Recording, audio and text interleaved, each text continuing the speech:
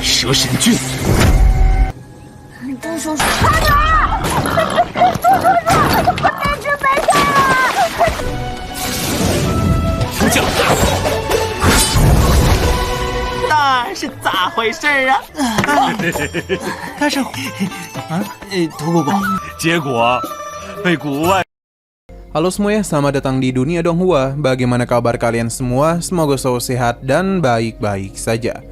Hari ini kita akan membahas series Donghua yang berjudul Legendary Twins episode 1 dan 2. Sedikit sinopsis, Legendary Twins adalah karya animasi Cina pertama yang diadaptasi dari novel berjudul sama karya Tuan Gulong. Karya tersebut menggambarkan keterikatan yang menentukan dari saudara kembar yang saling menyayangi dan saling membunuh. 17 tahun yang lalu, orang terkaya di dunia bernama Jiang Feng dan istrinya yang sedang hamil dikejar oleh 12 menteri di dunia bela diri dan melahirkan sepasang anak kembar sebelum mereka meninggal. Di antara mereka, satu dibawa ke lembah Eren dengan pipi yang disayat dan lainnya dibawa ke istana Yihua yang merupakan daerah terlarang seni bela diri. Bertahun-tahun kemudian, bocah dengan bekas luka pisau Jiang Xiaoyu dibesarkan oleh 5 penjahat besar di lembah Eren dan bertekad untuk menjadi penjahat nomor 1 di dunia. Sementara tuan muda dan elegan Hua Wuku turun gunung untuk menjunjung tinggi filosofi gurunya, yang adalah Yoyu. Dari memutuskan cinta dan nafsu, menghilangkan kejahatan dan mempertaruhkan jalan kebenaran. Roda nasib terus berputar dan kehidupan dua bersaudara yang sangat berbeda namun tidak bisa dipisahkan pun telah dimulai. Scene dimulai dan memperlihatkan sebuah sepasang kekasih yang sedang dalam perjalanan menuju sebuah desa untuk mengantar istrinya yang akan segera melahirkan. Pada saat itu, pria bernama Jian Feng dan istrinya tampak sedang dalam perjalanan dengan menaiki kereta kuda. Mereka berdua melintasi jalan berbahaya di sebuah hutan yang lebat. Jalan yang mereka lalui sangatlah buruk, penuh dengan lubang dan rintangan, membuat perjalanan menjadi sangat sulit. Jiang Feng kemudian cemas berusaha menenangkan istrinya yang hamil besar dan merasa khawatir dengan kondisi perjalanan yang penuh tantangan itu. Namun sang istri dengan keyakinan bahwa dirinya dan Jiang Feng harus selalu bersama dalam keadaan apapun. Ia tidaklah mempermasalahkan rintangan yang mereka hadapi. Walaupun begitu, takdir seakan menentang mereka ketika kereta yang mereka kendari tiba-tiba menemui sebuah portal yang aneh, yang mana jalan utama mereka dihalangi oleh sebuah pohon yang tumbang, seakan-akan sedang memotong jalur mereka. Untuk menghindari kemungkinan yang lebih buruk, Jiang Feng dan penuh kehati-hatian memilih untuk membelokkan kereta dan melanjutkan perjalanan melalui rute alternatif yang lebih berbahaya dan alasan tidak ada pilihan lain. Di rute yang lebih sulit itu, kereta berkuda bergoncang keras setiap kali menginjak batu tajam dan tanah berlubang. Goncangan itu sangatlah kuat menyebabkan berlian besar yang disimpan di dalam kotak jatuh ke lantai gerbong, memicu kepanikan di dalam diri sang istri. Jiang Feng yang bertekad untuk melindungi istrinya berusaha menenangkannya dengan mengatakan bahwa segala sesuatu masih bisa diatasi dan bahwa dia akan melindungi istrinya dari bahaya apapun yang akan datang. Namun insting sang istri yang tajam membuatnya merasa bahwa ada sesuatu yang tidak beres. Ada kehadiran para penjahat yang sudah mendekat. Tiba-tiba suasana di sekitaran hutan itu berubah menjadi gelap, diiringi tawa menggelegar dari seseorang yang tampaknya sedang mengendap-endap mendekat. Ketika itu Jiang Feng yang tak ingin membiarkan istrinya dalam bahaya bersiap untuk bertarung. Dan keahlian bela dirinya, dia mengeluarkan jurus pedang yang memukau. Namun kehadirannya justru menarik perhatian sosok yang muncul dari balik bayangan. Seorang siluman dengan tanda zodiak ayam yang dikenal sebagai Si Chanke. Di sampingnya muncullah dua penjahat lainnya. Seorang bertubuh besar dan tanda zodiak babi bernama He Mianjun, dan seorang lainnya dengan kekuatan ular hijau bernama Bise Senjun.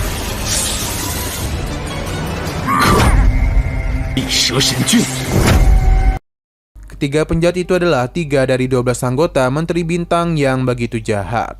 Mereka tampaknya ingin merebut harta yang luar biasa milik Jian Feng. Mereka mendekat dengan tujuan yang jelas, menjarah kekayaan Jian Feng yang konon dapat menyaingi harta negara. Si Jinke beranggapan bahwasanya daripada harta itu direbut lebih dahulu oleh 10 penjahat besar, lebih baik mereka lah yang harus mendapatkannya terlebih dahulu. Namun Jian Feng yang bertekad melindungi keluarganya tidak akan membiarkan hal itu terjadi. Sehingga terjadilah sebuah pertarungan yang cukup dahsyat.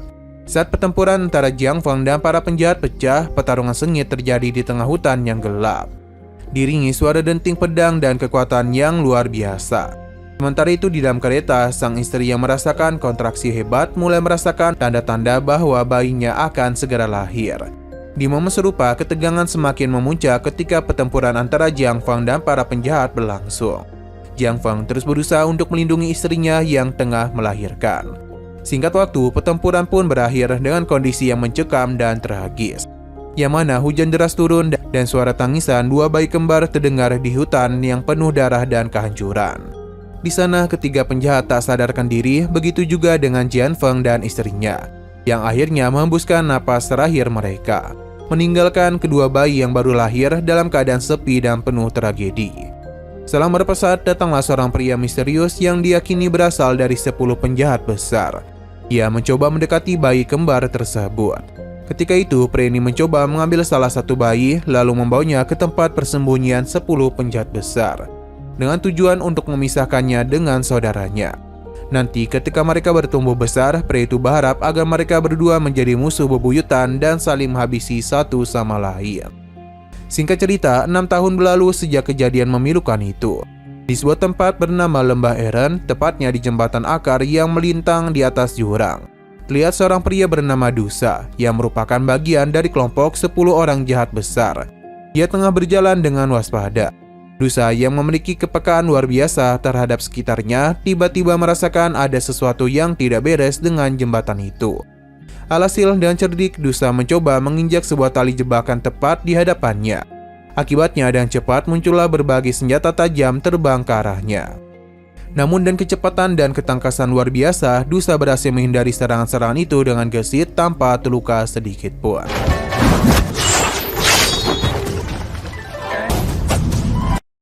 Usut punya usut, ternyata serangan tersebut berasal dari seorang anak kecil bernama Xiaoyu yang berusia sekitar 6 tahun.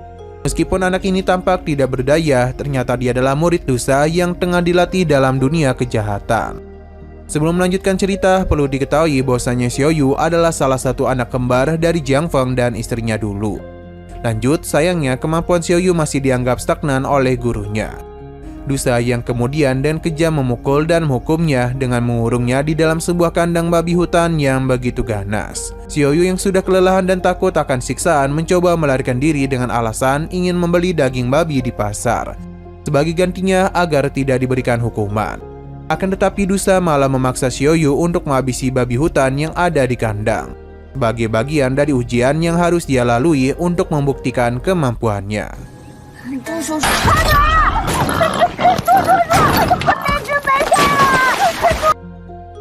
Sementara itu, kita balik ke sebuah istana Yuhua yang diselimuti oleh salju, tempat seorang bocah laki-laki yang disebut sebagai Wuku tengah bermeditasi.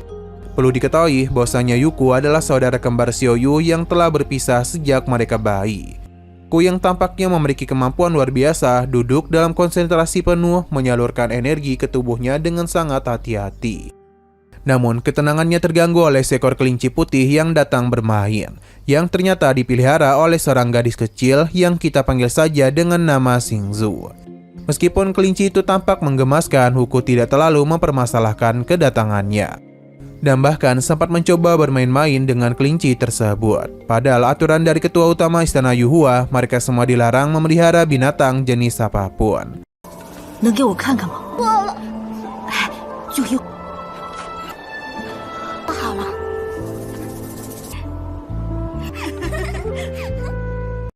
Beberapa saat setelahnya, Wuku pun dipanggil menghadap ketua kedua istana bernama Lianxing. Lantas dengan sopan, Wuku memenuhi panggilan tersebut. Namun saat ia tiba di hadapan Lianxing, ia merasa terkejut dengan hidangan favorit yang sengaja disajikan untuk Wuku, yaitu setangkai Xinglan, perum langit disertai dengan sebuah daging hangat yang menggoda. Tanpa ragu, Wuku pun mulai menyantap makanan itu dengan penuh nikmat. Namun tiba-tiba saja muncullah sosok gurunya sekaligus ketua utama istana Yuhua, yakni Youyu. Pada saat itu, Youyu dan wajah yang begitu marah langsung mengkritik Yuku dengan pedas. Youyu menilai bahwa Yuku telah melanggar aturan istana dengan makan tanpa etika dan bermain-main dengan kelinci peliharaannya. Youyu juga memberitahu kalau daging yang sedang Wuku makan sekarang adalah daging kelinci yang ditemui oleh Wuku sebelumnya. Sontak Wuku pun merasa ketakutan saat mengetahui bahwa makanan yang dia santap ternyata adalah daging kelinci yang sempat dia sayangi. Situasi semakin tegang ketika hukuman yang sangat keras ditunjukkan oleh Lin Xiang, yang tidak segan-segan memperlihatkan bagaimana Xingju yang sedang dihukum dan cara dibekukan, lalu digantung di tengah-tengah cuaca badai salju yang sangat amat dingin. Melihat hal demikian, jelas Huku kembali sangat terkejut hingga membuatnya muntah-muntah, karena dia merasa tak percaya dengan apa yang dia lihat. Lalu Yoyu mencoba mengingat kalau Huko harus selalu mengingat aturan istana Yuhu, yaitu menyingkirkan 7 emosi dan 6 keinginan, serta menyingkirkan aliran jahat.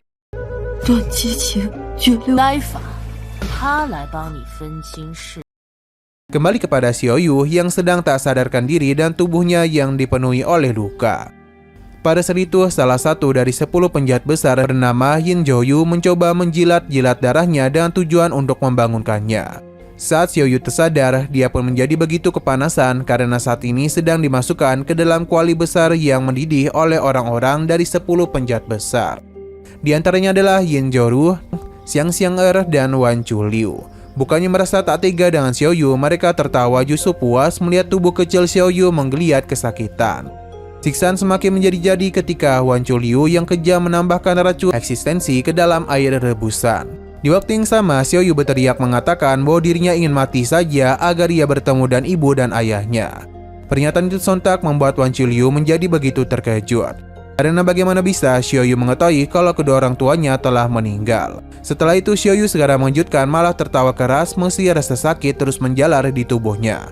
Sambil berkata kalau ia mengetahui apa yang ada di ruangan rahasia milik Wan Chuliu. Sontak Wan Chuliu pun menjadi sangat terkejut dan merasa tidak menyangka kalau Xiaoyu mengetahui isi dari dalam ruangan rahasia miliknya. Akan tetapi Wan Chuliu sama sekali tidak mempedulikannya dan langsung meninggalkan Xiaoyu pergi dari sana. Sebelum pergi, Wan Chuliu sempat memberitahu bahwa ayah Xiaoyu memiliki marga Jiang dan bernama Jiang Fang. Singkat waktu, 10 tahun kemudian di istana Yuhu, lihat Yoyu dan Lin Xiang yang sedang menonton Yuku yang tengah berlatih. Kini Huko telah berhasil tumbuh menjadi seorang pemuda yang tangguh dan lihai dalam ilmu bela diri. Dalam proses latihannya, Huko mampu mengalahkan 5 pendekar pedang hanya dalam satu teknik serangan saja.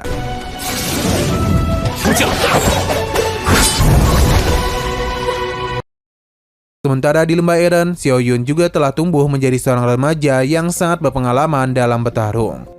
Pada saat itu gurunya, Dusa, kembali menyuruhnya untuk masuk ke dalam kandang binatang buas untuk bertarung melawan seekor harimau yang begitu ganas.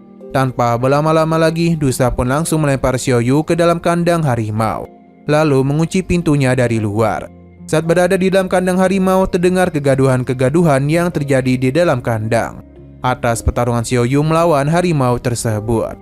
Namun lama-kelamaan, suara kegaduhan itu pun semakin mengecil, hingga pada akhirnya menghilang seolah-olah Xiaoyu telah tewas dihabisi oleh harimau buas itu. Hal demikian membuat Dusa menjadi sangat khawatir dan langsung menghancurkan pintu kandang untuk menolong Xiaoyu. Tak berselang lama, tiba-tiba saja muncullah seekor harimau buas bersama dengan Xiaoyu yang mencoba untuk menyerang Dusa. Usut punya usut, sebelumnya Xiaoyu hanya berpura-pura mati saja agar bisa menipu dan mengelabui gurunya Dusa. Alhasil terjadilah sebuah pertarungan yang begitu sengit antara Dusa dan Xiaoyu. Dalam pertarungan itu, Xiaoyu menunjukkan keberanian dan keterampilannya yang semakin hebat.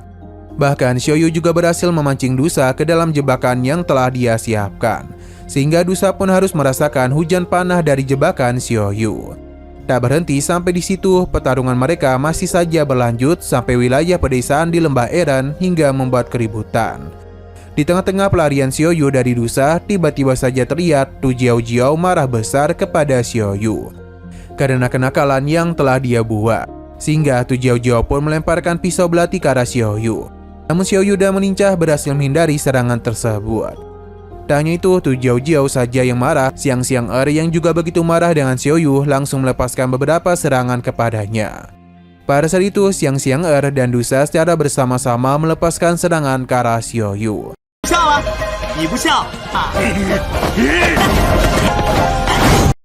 Namun meskipun hanya sendiri, Xiaoyu mampu dan mudah menghindari serangan mereka berdua. Hingga pada akhirnya pertarungan mereka pun dihentikan oleh Jin Yoyu dan Wan Chuliu, yang memperingatkan Xiaoyu bahwa dia sudah dewasa dan sudah saatnya dia keluar dari lembah dan menghadapi dunia luar. Wan Chuliu menyuruh Xiaoyu untuk berpetualang demi mencari makna hidup yang lebih besar. 你老大不小了，是时候出去闯闯了。 Di sisi yang berbeda, tepatnya di istana Yuhui, terlihat Yuko yang juga sedang bersiap dan diperintahkan oleh Yoyu untuk pergi keluar istana untuk bisa menjadi seorang pahlawan dan memberantas kejahatan. Kembali ke Lembah Eren, di sana tampak Xiaoyu yang enggan meninggalkan zona nyaman di Lembah Eren. Dan alasan karena baginya kekuatan bela diri hanya digunakan untuk menyerang orang-orang jahat di sekitarnya. Namun prinsip hidup Xiaoyu segera runtuh ketika dia mengetahui bahwa seniornya Li Daohui hampir mati diserang oleh 5 orang penjahat besar dari luar lembah, yang termasuk ke dalam 10 penjahat besar. Wajah babak belur Li Daohui membuat Xiaoyu penasaran dan kekuatan musuh-musuh tersebut. 李叔叔，早呀！是咋回事啊？他是屠姑姑。结果被谷外对，随随便便把他打成这样了。五大恶人。 5 orang penjahat besar itu diantaranya adalah Ouyang bersaudara yang memiliki moto lebih baik mati daripada menderita. Bai Kaixin yang dikenal sebagai orang yang sangat menyukai orang lain, sang penjudi jahat yakni Xuan Yuan Sanghuan, Kuang Si Tianzhen, dan yang terakhir adalah sang wanita mematikan Xiao Mimi. Sementara itu, Huko tampak sedang diberitahu oleh Yoyu mengenai targetnya yakni 10 penjahat besar. 5 di antara mereka berada di dalam Lembah Eren, sedangkan 5 sisanya berada di luar Lembah Eren. Yoyu juga memberitahu kalau 10 penjahat besar ini adalah pelaku utama atau orang yang telah menghabisi ibu Yuko. Pada saat yang bersamaan, tampak Dusa yang sedang memberitahu mengenai dendam lama 5 penjahat besar di Lembah Eren kepada 5 penjahat besar di luar Lembah Eren.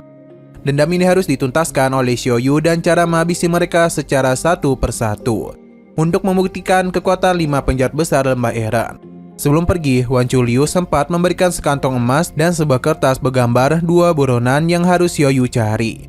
Dan hati yang penuh tekad dan semangat, Xiaoyu meninggalkan lembah yang telah menjadi tempat tinggalnya selama bertahun-tahun. Begitu pula dengan Yuko dengan tekad dan perasaan dendam kepada para pembunuh yang telah menghabisi kedua orang tuanya. Ia pun meninggalkan istana Yuhe.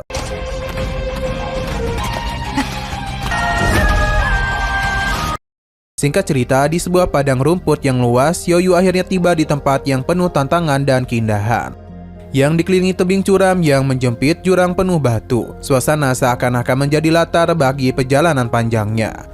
Meskipun terjang dan berbahaya, ia tetap bertekad mencari Ouyang bersaudara, seseorang yang sangat ia cari demi meraih gelar penjahat nomor 1 di dunia.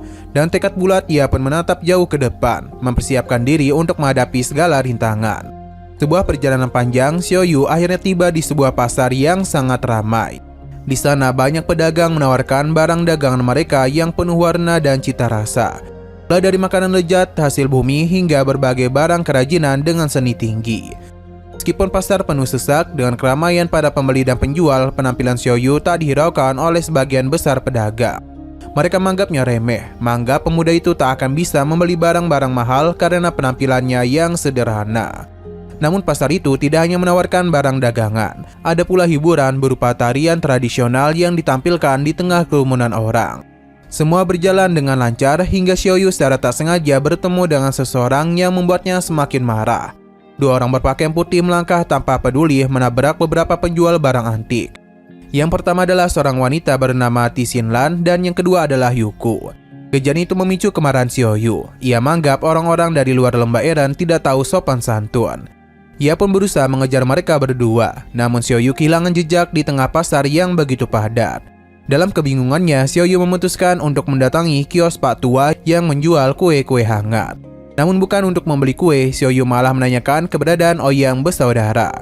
Pak Tua yang merasa terkejut dengan pertanyaan tersebut mengatakan bahwa ia tidak tahu dan malah menyuruh Xiaoyu pergi. Hal demikian membuat Xiaoyu mulai berpikir sebuah cara untuk menemukan Ouyang bersaudara, yakni dengan cara menarik perhatian orang-orang, terutama para penjual. Lantas Xiaoyu pun mulai melangkah lebih jauh ke dalam pasar. Salah satu pedagang penjual kuda yang awalnya menganggap Xiaoyu tak punya uang malah menjadi terkesima begitu melihat Xiaoyu yang membawa sekantong emas berbentuk daun. Emas itu menggoda penjual kuda dan membuatnya berubah sikap. Mereka mulai bernegosiasi untuk membeli seekor kuda putih yang gagah perkasa.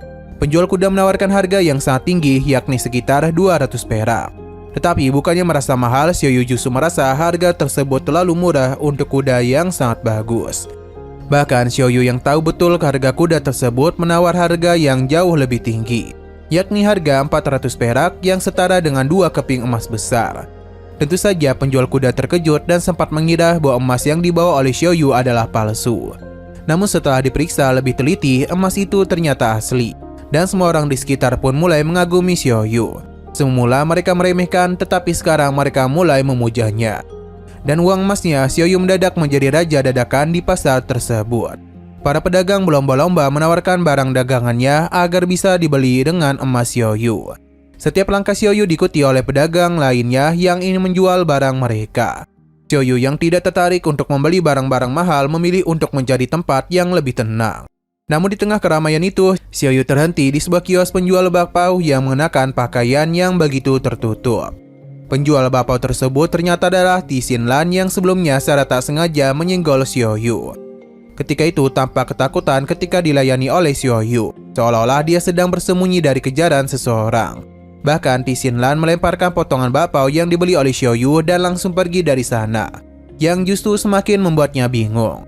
Tak jauh dari sana, Huku yang diam-diam mengamati Xiaoyu dari atas genteng merasa penasaran dengan tindakannya.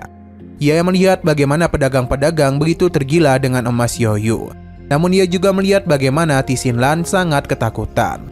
Rasa penasaran Huku pun terus memuncak. Meskipun demikian, Xiaoyu tetap memilih untuk tidak membeli barang apapun dan lebih memilih mencari tempat peristirahatan yang tenang. Di tempat yang lebih tenang, Xiaoyu menikmati fasilitas VIP yang diberikan para pedagang, termasuk pijatan dan para pedagang yang bersedia menjadi tukang pijitnya. Namun meskipun begitu, Xiaoyu masih enggan menghamburkan kekayaannya untuk membeli barang yang tidak layak. Ia terus menawar barang-barang pedagang dengan harga yang jauh lebih tinggi dari yang ditawarkan. Para pedagang berlomba-lomba mempresentasikan barang terbaik mereka, berharap bisa mendapatkan keuntungan dari Xiaoyu. Namun situasi di pasar semakin kacau. Pedagang-pedagang saling berebut perhatian Xiaoyu hingga suasana menjadi tidak kondusif. 120枚，大概啊，看和老子这，哎，你的看上去看起来也不错呀。 Xiaoyu yang mulai merasa terganggu memutuskan untuk menyimpan kembali emas-emas yang menjadi rebutan banyak orang dan meninggalkan tempat tersebut. Saat ia keluar dari balik itu, sambutan hangat dari para pedagang yang awalnya menghargai mendadak berubah menjadi kebencian. Para pedagang yang sudah terprovokasi mulai mengepung Xiaoyu dan berniat mengeroyoknya. Namun yang tidak mereka ketahui adalah Xiaoyu sudah mempersiapkan diri untuk menghadapi situasi itu. Tanpa pikir panjang, Xiaoyu langsung melemparkan emas daun yang tersisa yang langsung membuat para pedagang kalap dan tergila-gila. Dalam kekacauan itu, Xiaoyu memilih untuk meninggalkan pasar dan melanjutkan pencariannya.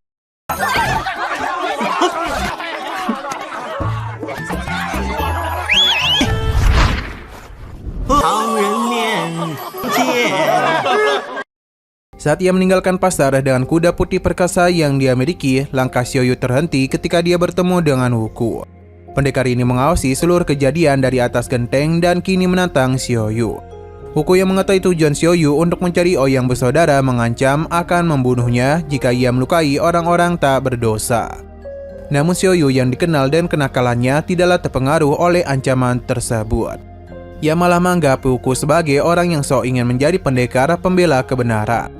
Kedua bersaudara kembar yang belum menyadari kalau mereka adalah saudara akhirnya terlibat dalam perkelahian sengit di atas genteng.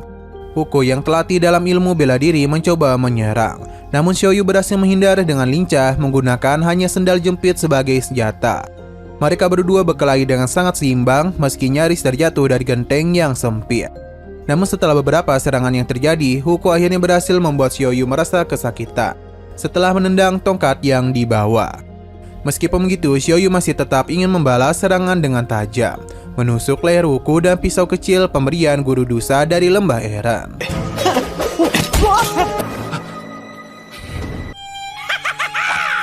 Di tengah situasi yang menegangkan itu, sebuah kejadian tak terduga tiba-tiba mengguncang ketenangan. Batu raksasa jatuh dari atas langit dan suara gemuruh disertai tawa jahat yang menggema. Batu itu ternyata bukan sembarang batu, melainkan sebuah serangan dari serangga pelap jantung yang dikenal dengan nama Mau Mau Chong. Siluman itu datang dengan tujuan mencari Ti Xinlan, seseorang yang sangat dicari oleh kelompok siluman tersebut. Keberadaan Mau Mau Chong itu membuat para penduduk pasar panik dan ketakutan. Mereka semua segera berlari dan segera bersembunyi di tempat yang aman, menghindari kehancuran yang bisa ditimbulkan oleh siluman ganas itu. Namun ancaman siluman Momocong tidak berhenti di situ. Tiba-tiba dari langit muncullah siluman kedua, penyayat jantung yakni Mao Gongzi. Keberadaan kedua siluman itu semakin menambah kepanikan, menyebabkan penduduk pasar lari lebih jauh lagi. Lalu kekacauan semakin menjadi-jadi ketika siluman ketiga, yakni si pengebor jantung, ikut turun dari langit yang bernama Mo Xingxing. Ketiga siluman ini terus-menerus meneriakkan nama Ti Xinlan, memaksa wanita itu untuk segera muncul dari persembunyiannya. Usut punya usut, ternyata ketiga siluman itu datang dari arah Gunung Emei, yang terkenal dengan kejahatannya. Mereka tak segan-segan untuk menghancurkan dan melahap jantung semua orang jika Ti Xinlan tidak segera muncul. Banyak yang mulai bertanya-tanya siapakah sebenarnya Ti Xinlan itu, yang menjadi buronan para siluman jahat. Ancaman yang disebarkan oleh para siluman itu bukan sekedar gertakan belaka. Pada saat itu mereka tidak ragu untuk meluluhkan pasar, menghancurkan barang-barang, dan bahkan menyerang kuda-kuda yang tak berdosa. Kejadian itu sontak memancing Ti Xinlan untuk keluar dari persembunyiannya. Tanpa rasa takut, Ti Xinlan akhirnya muncul dan menantang ketiga siluman itu. Dengan keberanian yang luar biasa, Ti Xinlan mencoba untuk menjauhi para warga lalu melanjutkan pertarungan di dalam hutan. Xiaoyu dan Wuku yang sebelumnya terlibat dalam perkelahian sengit turut penasaran dan apa yang sebenarnya terjadi di tengah kekacauan itu. Kedua bersaudara kembar ini pun tak bisa menahan rasa ingin tahu mereka. Di tengah-tengah kekacauan ini, siluman Mao Gongji yang pertama kali mencapai Ti Xinlan segera menembus tanah dengan kekuatannya dan keluar tepat di depan wajah wanita itu. Tanpa ragu, mereka bertarung dengan teknik bela diri tingkat tinggi yang memukau.